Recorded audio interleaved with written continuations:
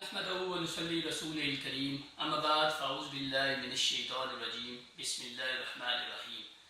سفارتی سطح پر آج پاکستان کے لیے بہت بڑی کامیابی کا دن ہے جس نے ہالینڈ جیسے ملک کو اپنے موقف سے پیچھے دھکیلا، اور یقیناً اس کا کریڈٹ تحریک لبیک پاکستان جو کہ ایک سیاسی جماعت کی حیثیت سے انہوں نے اپنا مارچ شروع کیا اور اسلام آباد تک پہنچے، اور وہ اس کا پریشر حکومت وقت پہ بلڈ کرنے میں کامیاب ہوئے کہ پاکستان کی عوام کو یہ ہالینڈ کا اقدام ناقابل قبول ہے۔ اور میں اپریشیٹ کرتا ہوں حکومت پاکستان کا یہ موقف کہ انہوں نے پچھلی حکومتوں کی طرح ہٹ درمی کا مظاہرہ نہیں کیا، بلکہ ان کے جو مطالبات سے ان کو سنا اور ان پہ ایک پورے اعتماد کے ساتھ وہ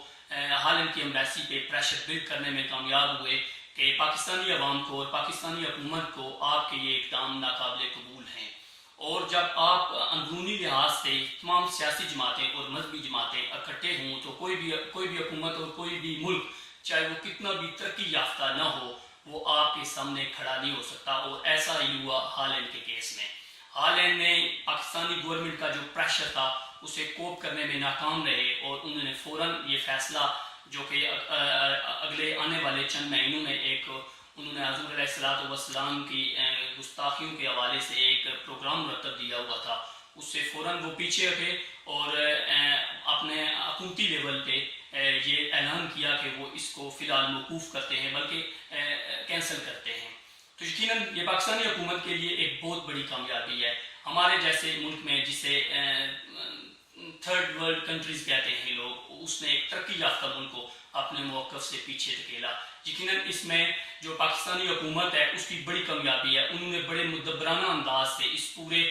مسئلے کو نہ کہ ایک سیریس لیا بلکہ اس پہ پورا وہ عرب دنیا کے بھی سفارتکاروں کو انگیج کیا، اور اس کا یہ امپیکٹ آیا کہ ہالینڈ کی حکومت اس مسئلے سے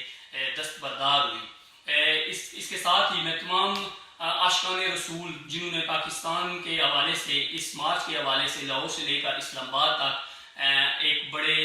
جنون اور جذبے کے ساتھ یہ سفر طے کیا، حکومت وقت نے تھوڑی بہت رکاوٹیں ان کے راستے میں پیش کی جو کہ کوئی بھی حکومت ہو وہ کرتی ہے، لیکن بہرحال انہوں نے جو وہ قریب آتے گئے وہ کنٹینرز وغیرہ خود ہی انتظامیہ نے اٹھا لیے۔ بیک آف پاکستان کے لیے ایک بڑا دن ہے اور پاکستان کی کامیابی، اور یقیناً اس میں پاکستان کی لیڈرشپ جو کہ نئی حکومت کی لیڈرشپ ہے انہوں نے اس میں کلیدی کردار ادا کیا ہے، اور یہ سارا کامیابی کا سرا انہی کے سر جاتا ہے۔ میں امید کرتا ہوں کہ آنے والے دنوں میں یہ اس مسئلے سے دستبردار نہیں ہوں گے، بلکہ اگر وقتی طور پہ ہالینڈ کی حکومت نے اس سے پیچھے ہٹے ہیں تو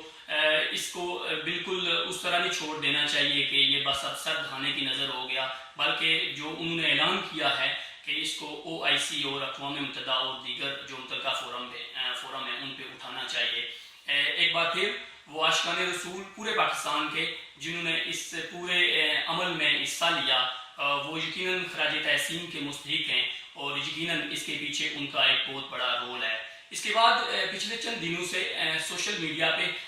ہولوکاسٹ کے بارے میں کچھ لوگوں نے پکچرز وغیرہ اور معلومات وغیرہ فراہم کرنا شروع کر دی ہیں۔ یقیناً یہ ایک بہت بڑا مثبت پہلو ہے جو کہ ایک مسلم امہ کو میں اجاگر ہوا ہے، اور اسپیشل پاکستانیوں نے اس کے اوپر بڑا کام کیا ہے، اور یہ بھی ایک بہت بڑا کلیدی کردار ہے اس پورے مسئلے میں، کیونکہ جہاں بھی مسلمانوں کے بارے میں آپ علیہ السلام کی ڈس رسپیکٹ کے بارے میں کوئی کام ہوتا ہے تو الٹیمیٹلی اس کے پیچھے یہودی لابی ہی ہوتی ہے، اور میں امید کرتا ہوں کہ آپ پاکستانی عوام خصوصی اس کو ایک عام ڈیلی بیسس پہ ایک ٹرینڈ کی طرح سوشل میڈیا پہ روشناس کراتے رہیں گے، کیونکہ جس طرح ہمارے نبی کی کوئی اگر ڈس رسپیکٹ کرتا ہے تو ہمیں دلی تکلیف اور دکھ ہوتا ہے، اسی طرح اگر کسی یہودی کے سامنے آپ ہولوکاسٹ کا ذکر کریں تو وہ اپنا سر شرم سے جھکا لیتے ہیں، اور ہم انشاءاللہ کوشش کریں گے کہ یہ اس میدان میں بھی انہیں بخوبی انداز میں مات دیں۔ السلام علیکم ورحمۃ اللہ